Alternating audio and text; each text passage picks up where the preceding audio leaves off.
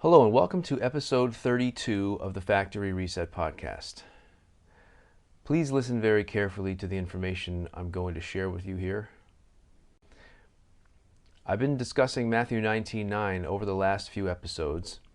I've talked about why it really cannot mean what so many evangelicals have been told that it means.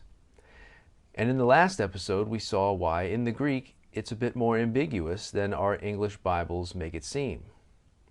Please listen to the last two episodes if you have not already. But now we come to what I think is, as I said, the last nail in the coffin of the evangelical interpretation of Matthew 19:9. In fact, this information might be enough, without all the other stuff I've covered, to convince a whole lot of people to abandon this idea that you can remarry if your spouse cheats on you, or that you can remarry for any reason while your first spouse is alive. If in your mind it is still possible that Matthew 19:9 allows someone to remarry while their first spouse is alive for any reason, if that door in your mind is still open a crack, this information is going to shut that door and lock it for good. I'm confident of that, unless you are just not open to where the evidence points, in which case nothing I or anyone else can say will make any difference. All right, here's what I'm going to talk about. There's a very significant textual variant at Matthew 19:9 in some very important Greek manuscripts, and it is a big deal. It is a game changer, and you will never be able to read this verse the same way again once you're aware of this. But this textual variant isn't given anywhere near the kind of attention it should be given. In fact, you might even say that a great injustice is being done. If you have a Bible, please open up to Mark chapter 16. If not, obviously just listen. If you're reading an NIV or an ESV, two of the most popular translations today, you're going to see a big glaring note right there in the main text of the page at verse 8 in Mark 16. If you're reading the ESV, it will tell you that some of the earliest manuscripts do not include Mark 16:9 through 20. If it is the NIV, it will say that the earliest manuscripts and some other ancient witnesses do not have Mark 16:9 to 20. And if you're reading some other translation, unless it's the King James, there will almost certainly be a footnote at verse 8, letting you know to read the footnote at the bottom of the page, which will tell you that the earliest manuscripts don't contain verses 9 to 20, or it will say something like that. And those verses, 9 through 20, will likely be in brackets, or they may be italicized in order to call attention to the fact that they were likely not part of Mark's original gospel. They want to, let you know something's going on here so that you'll read the footnote. The folks who work on these translations want to make sure that they're giving us this information, since this is important, and this is what the manuscript evidence suggests. And they should call attention to this. They're right to put that big note in the middle of the page like that in the ESV and the NIV. We don't want to be considering these verses in Mark 16 to be the Word of God if they're not, and if there's at least a good chance that they aren't part of the gospel that Mark wrote under inspiration. We need to know that. We at least need to be aware of the evidence. Luckily, there isn't anything in Mark 16:9 to 20 that would have any real impact on Christian theology or on how Christians are supposed to live. So there isn't any real harm done if someone does or does not consider them to be God's Word. In either case, the Christian faith is unaffected, and so it isn't too important. But Matthew 19:9 is not like Mark 16:9 to 20. Matthew 19:9 deals with an issue that is absolutely critical to the Christian life. If you will now turn to Matthew 19 in an NIV that has footnotes, you will see nothing at all at Matthew 19:9. There is no footnote there. But if you turn to that verse in an ESV Bible that has footnotes, you will see a footnote on verse 9. And here is what it says. Quote, "Some manuscripts add, 'and whoever marries a divorced woman commits adultery.' Other manuscripts, 'except for sexual immorality, makes her commit adultery, and whoever marries a divorced woman commits adultery.'" End quote. So the first part of the footnote says that some Greek manuscripts add on to the end of verse 9 the words, "and whoever marries a divorced woman commits adultery." And that's important, of course, since that would cut against an interpretation of Matthew 19:9 that allows for remarriage for the same reason that Mark 10 and Luke 16 and Matthew 5 do. But that's not what I want to draw our attention to. It's the second part of the footnote that is particularly interesting. Some manuscripts, enough to deserve a footnote, have Matthew 19:9 reading just like Matthew 5:32. But according to the ESV, it's just, quote, "other manuscripts." Very vague, not too alarming. But here's what the footnote says at Matthew 19:9 in the American Standard Version, a much less popular version of the Bible. Quote, "Some ancient authorities read, 'Saving for the cause of fornication maketh her an adulteress,' as in 5:32. End quote. And there it's speaking of Matthew 5:32, obviously, when it says 5:32 at the end of the quote there. So it's not just any manuscripts, as the ESV implies, but there are some, quote, "ancient authorities," according to the American Standard Version, that have Matthew 19:9 reading just like Matthew 5:32, which says, "Whoever divorces his wife, except for sexual immorality, causes her to commit adultery, and whoever marries a divorced woman commits adultery." Now in that statement, in Matthew 5:32, there is nothing that can even be interpreted to allow for remarriage. There is nothing there that could even imply remarriage. At most, it can only imply an allowance for divorce in the case of sexual immorality. But it forbids remarriage when it tells us that an unjustly divorced woman will commit adultery if she remarries, and that whoever marries a divorced woman commits adultery. Okay, so these manuscripts that have this variant in them are, quote, "ancient authorities," according to the American Standard Version, not just other manuscripts, not just any old manuscripts, as the ESV seems to say. All right, well, how ancient and how authoritative are these manuscripts? Why would the American Standard Version refer to them as authorities and not just as manuscripts? Is this a big deal? Is this something that we should be worried about? Are any of the manuscripts that have Matthew 19:9 reading like Matthew 5:32 early enough and authoritative enough to call into question what the original Gospel of Matthew said in this verse? Kind of like with Mark 16:9-20? And the answer is yes.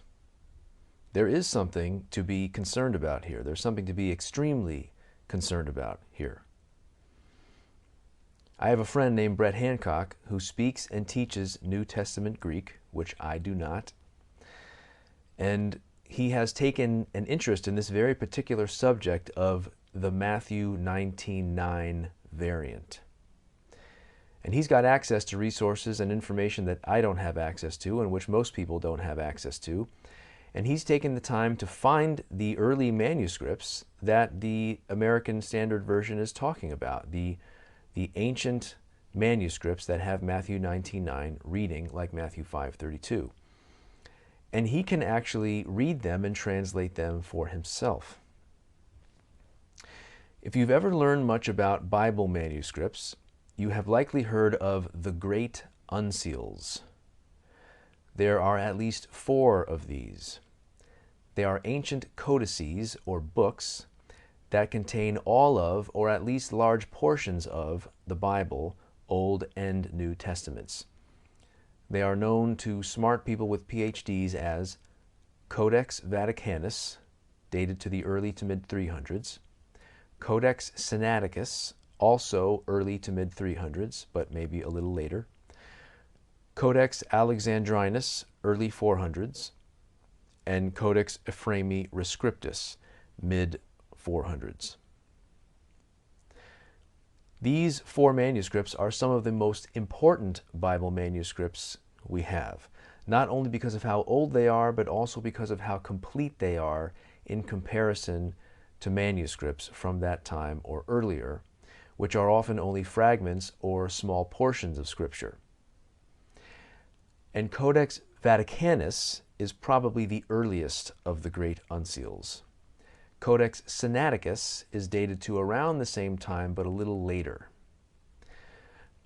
Vaticanus is considered to be extremely significant to some very respected scholars. For example, Daniel Wallace, who is executive director of the Center for the Study of New Testament Manuscripts, and also senior research professor of New Testament studies at Dallas Theological Seminary, has said that Codex Vaticanus is the most important manuscript on the planet. These codices, the great uncials, are some of the oldest manuscripts we have for some passages of the New Testament. And for other passages, they are the oldest manuscripts we have. For example, Mark 16, verses 9 to 20.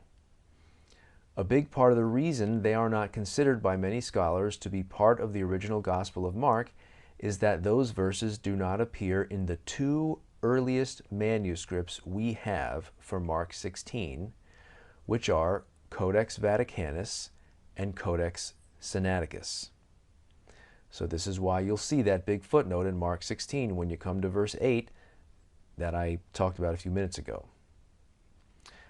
Now, there are many, many manuscripts that do have Mark 16, verses 9 to 20 included in them.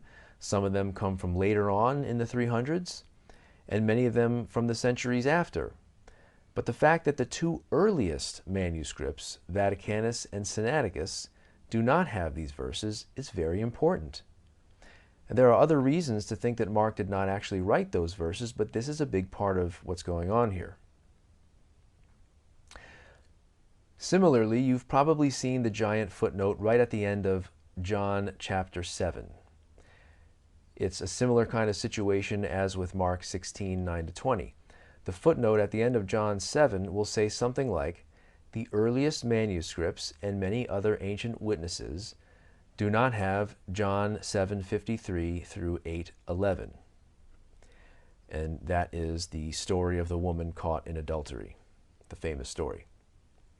If you're reading the NIV or the ESV, just like with Mark 16, the note will be right there in the middle of the page, not down at the bottom where most people won't even see it, but right there in the middle.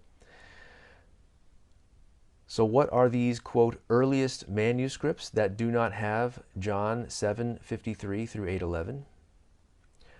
Well, they are Papyrus 75 and Papyrus 66, both of which are dated to around AD 200, though one of them is a little earlier, Codex Vaticanus, and Codex Sinaiticus.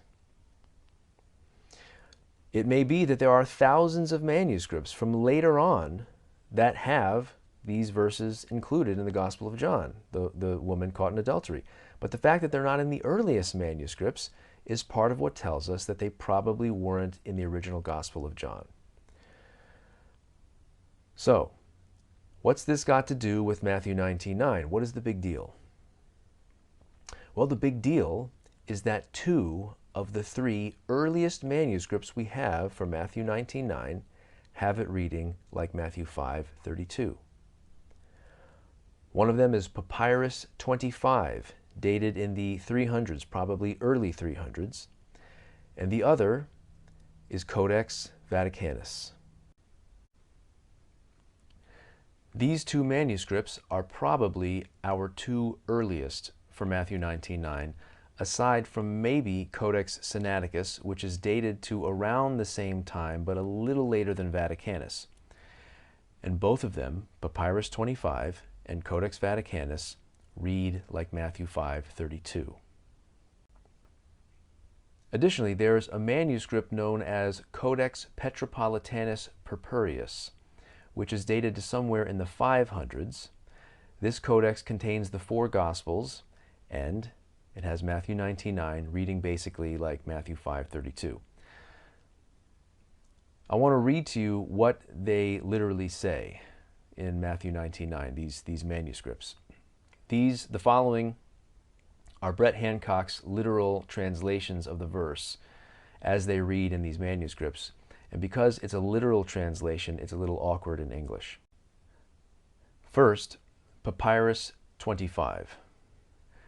We do not actually have the whole verse of Matthew 19:9 in Papyrus 25. It's only a fragment of the verse. The first part of the verse is missing. But what we have of Matthew 19:9 in the fragment is enough to see how the verse read before it was damaged. The words we can see literally say, quote, "made to be adulterated, in the same way also the man marrying her who has been loosed from, he commits adultery," end quote.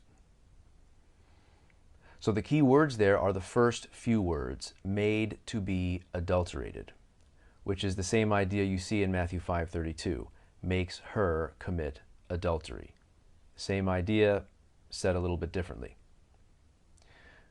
Codex Vaticanus reads at Matthew 19:9 as follows, quote, "The man that might loose from his wife, except for the reason of sexual immorality, makes her to be adulterated, and the man marrying the woman that has been loosed from commits adultery," end quote. And Codex Petropolitanus Purpureus, the codex from the 500s, reads in the same basic way. So these are the ancient authorities that the American Standard Version was talking about. And I just want to say again, two of them, Papyrus 25 and Codex Vaticanus, are probably our two earliest manuscripts for Matthew 19:9. But there's more. We don't have any manuscripts of Matthew 19 from before the 300s, but we know of people who did. And one of them was Origen. Origen wrote a commentary on the book of Matthew in the mid-200s. And when he comes to Matthew 19 in his commentary, he has verse 9 reading like Matthew 5:32.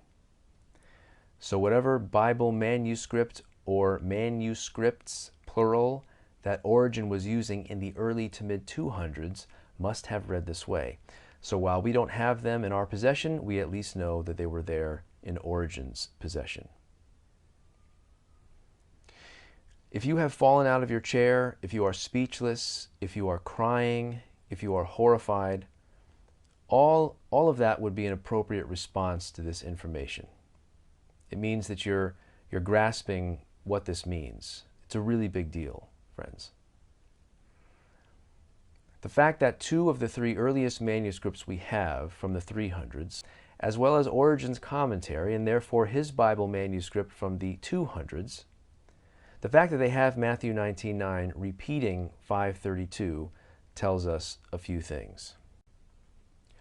First, and most importantly, similar to the situation with John 8 and Mark 16, it tells us what Matthew may have originally written in Matthew 19:9. It tells us that it is at least possible, maybe even very likely, that the original Matthew 19:9 was simply a repeat of what Jesus taught in the Sermon on the Mount. It is at least a very real possibility. We have to say that if we're going to be consistent and apply the same reasoning to this issue that we would to John 8 and Mark 16. And if the teaching of the Sermon on the Mount is what Matthew originally wrote in Matthew 19:9, then Jesus never said anything that could even be misunderstood to allow for remarriage. But at the very least, we know that a significant number of Christians in those early centuries had Matthew 19:9 reading just like Matthew 5:32, whether it was an error or not. If you had asked a whole bunch of Christians living in the 100s, 200s, and 300s what Jesus says about marriage in what we call Matthew 19, they would tell you what he says in Matthew 5:32. There were two basic forms, two basic variations of Matthew 19:9 circulating in those first few centuries. Which one of them reflects what Matthew originally wrote? Is it the Matthew 5:32 variant that's in the earliest manuscripts? Or is it the version that reads more like what our Bibles say today without Erasmus's insertion? Well, I don't know for sure, obviously, but as a layman, I'm not sure why I should be any more confident about what Matthew 19:9 said, or I'm not sure why I should be any more confident about Matthew 19:9 as it reads in our Bibles today than I should be about Mark 16:9-20 or the story in the beginning of John chapter 8. It seems to me that if we can say that Mark 16:9-20 were probably not in the original Gospel of Mark, then it would also be true that Matthew 19:9 in the original Gospel of Matthew probably read like Matthew 5:32. I'm sure there are experts out there who could make a good case that this variant in Origen's Bible and in Papyrus 25 and in Codex Vaticanus and in the others, that it was just an error. Some scribes mistakenly imported Matthew 5:32 over into Matthew 19:9 when they made their copies, and they just happen to unfortunately be some of our earliest manuscripts for this verse. Okay, maybe, but I don't think there's any way around the strong possibility, at least, that the original Matthew 19:9 read just like Matthew 5:32. We need to at least allow this evidence to put a big question mark over Matthew 19:9. At the very least, because of this evidence, we can't be sure what the original said. It could be either variant. But even if it is possible to prove somehow that this was just an error and that the original Matthew 19:9 was actually the other variant, more like what our Bibles say today, this is still a big deal because it tells us something about how Christians in those first few centuries would have thought about this. It likely wouldn't have mattered too much to them which variant was the right one or which one was in their particular copy of Matthew, because in their minds both variants meant the same thing, practically speaking. They both led to the same conclusion, that in the case of an unfaithful wife, divorce is permitted, but not remarriage. That's the teaching of both Matthew 5:32 and Matthew 19:9 as our Bibles have it today. So you remember that first alternative interpretation that I presented 2 episodes ago? The interpretation that says that Matthew 19:9 allows for divorce but not remarriage, and because the structure of the verse helps to prove that, you can walk up to Joe Biden, but you can't slap him in the face, etc. This is how the early Christians would have understood Matthew 19:9 as it appears in our Bibles, for those of them who had this variant in those first few centuries. Anyway, the fact that these early manuscripts have Matthew 19:9 repeating Matthew 5:32 is more evidence showing us how we would have learned to think about all of this in those early centuries right after the apostles had just been on the planet. This is more evidence pointing away from the popular evangelical interpretation. Maybe you're thinking, well, I'm not going to worry about this because God wouldn't let his word be corrupted. Whatever's in Matthew 19:9 today must be what God wanted to be in Matthew 19:9. That must be what the original said. No, you can't just ignore this, friend. The originals, which were actually penned by the biblical authors, those are the inerrant word of God. But we are talking about copies here, manuscripts. And it is simply a fact that there are errors and variants in the manuscripts. Most of them are unimportant. They don't make much difference one way or the other, but this one is important and people need to know about it. Don't plug up your ears and cover your eyes and pretend that it isn't there. That's never the way to deal with new evidence. This is how Origen's Bible read at Matthew 19:9. It is how Codex Vaticanus reads. That was what the Bible said in Matthew 19:9 for some significant number of Christians in the first couple of centuries. That's a fact, and we need to deal with the implications of that fact.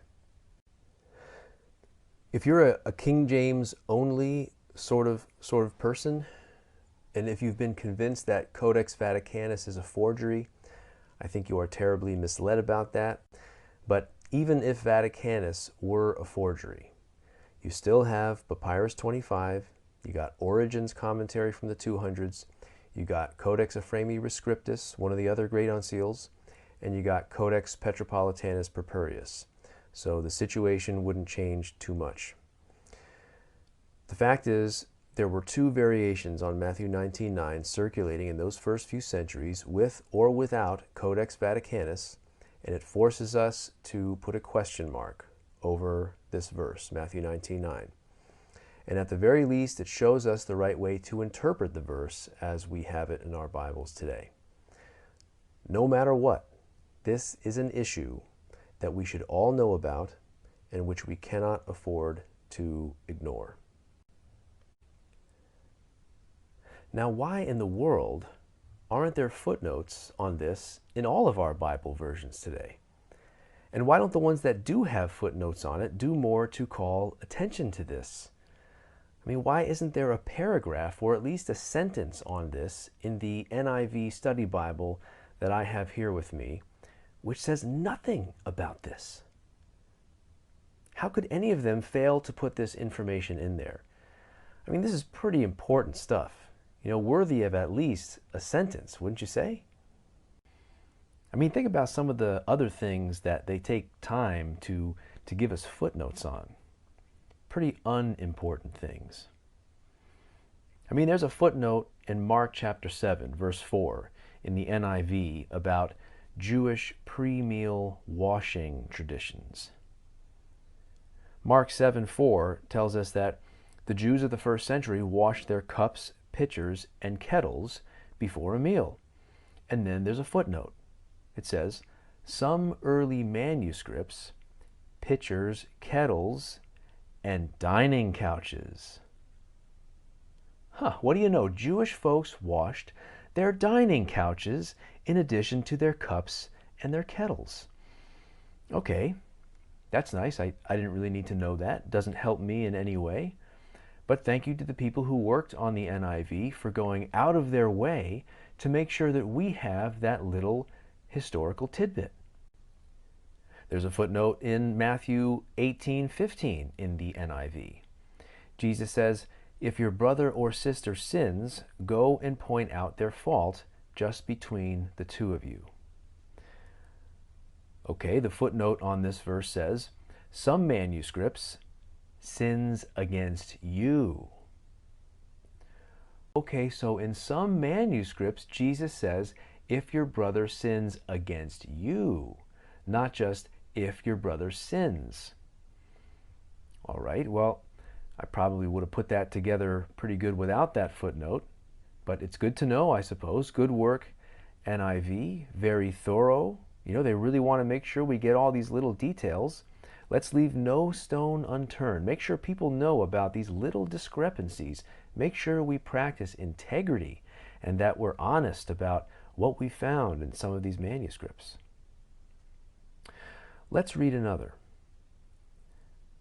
Luke 8:26 in the NIV says, they sailed to the region of the Gerasenes. And there's a footnote there. What's it say?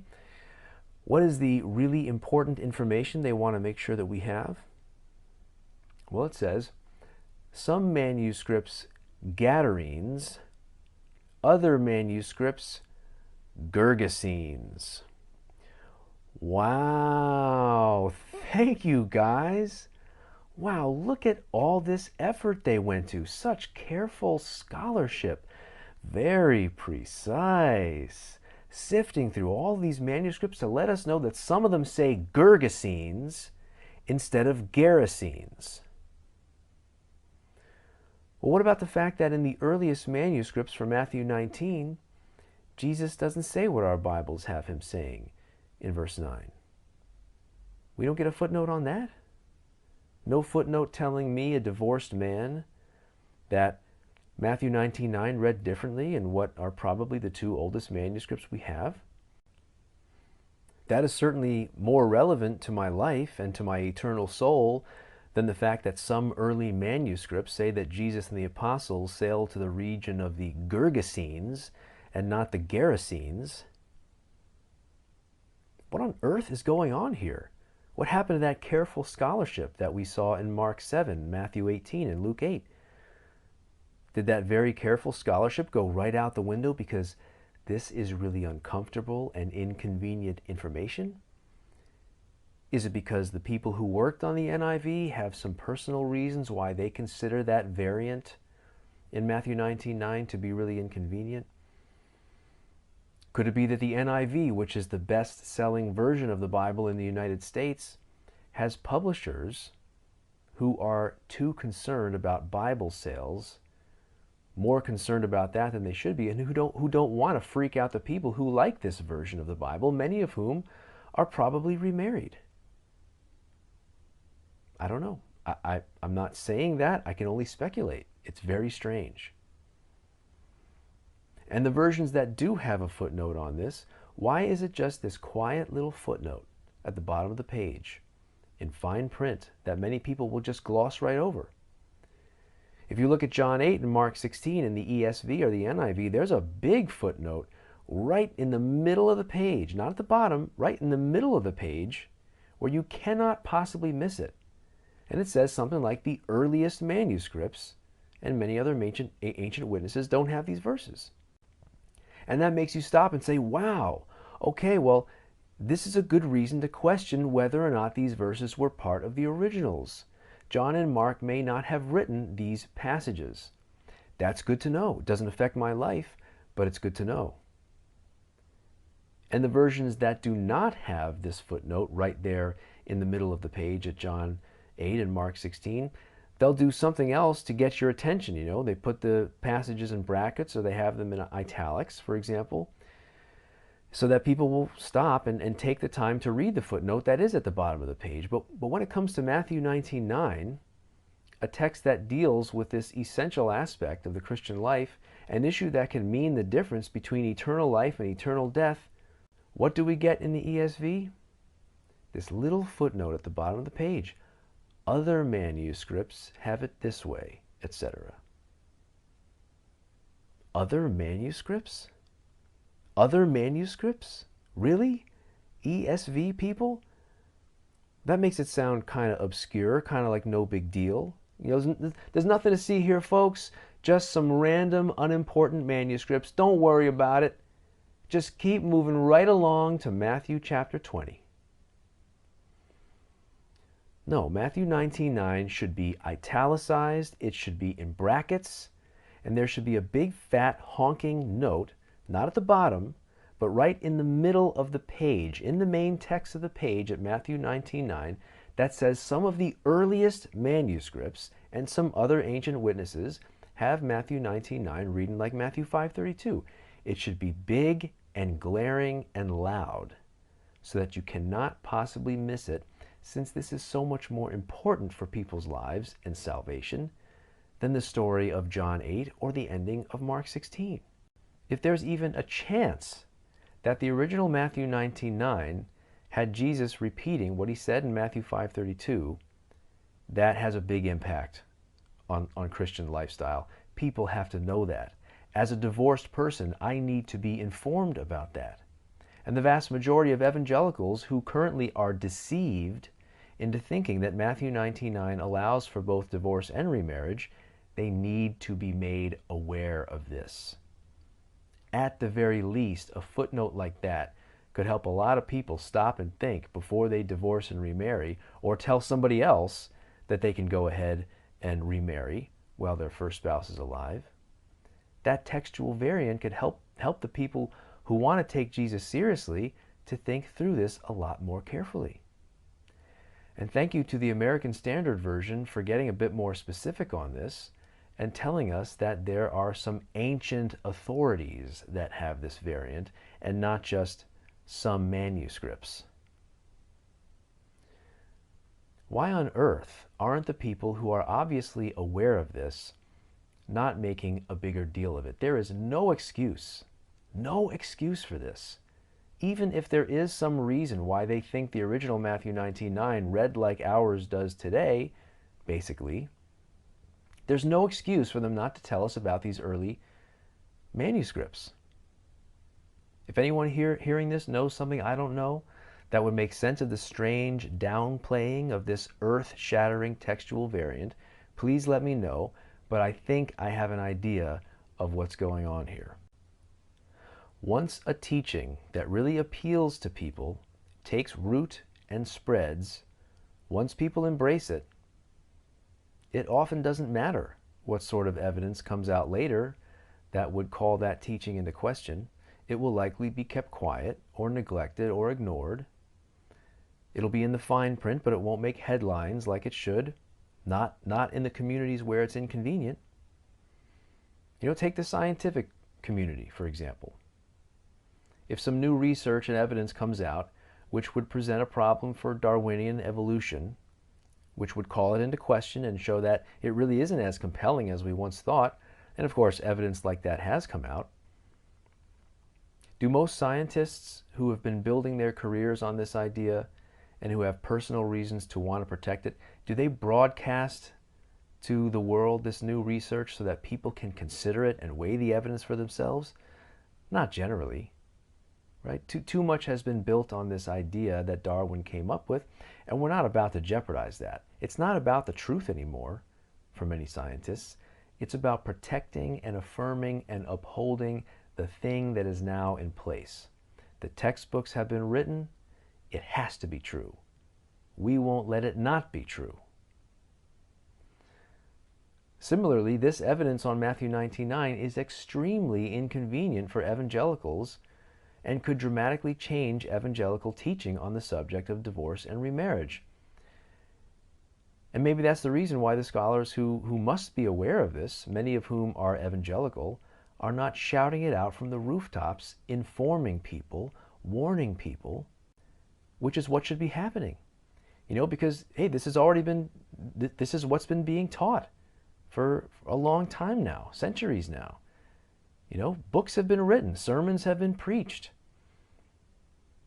It's too late. In reality, it's not too late. Every evangelical pastor in the world should be made aware of this and should start telling their people about this so that they can be aware and so that they can consider the implications. But that will probably never happen. And many will divorce and will then remarry and will then die and go to the judgment without ever having been told that the primary verse they used to justify their remarriage may not even have been in the original Gospel of Matthew. If you are a pastor or a Christian teacher of some kind, or even just a layperson, your people, the people around you, are almost certainly unaware of this. And some of them are statistically very likely to have some marriage problems at some point and will undoubtedly be influenced by the casual approach to marriage in the evangelical church, and they will likely use Matthew 19:9 to justify ending their marriage and eventually getting into a new one. Or maybe you have friends and family members who've been deceived on this and have remarried, or who are planning to divorce, or who have divorced and are now planning to remarry. But if they get hold of this information, it could maybe help them to take this issue a lot more seriously. But right now, nobody is making any kind of effort to inform them of this. And now, what are you going to do about it?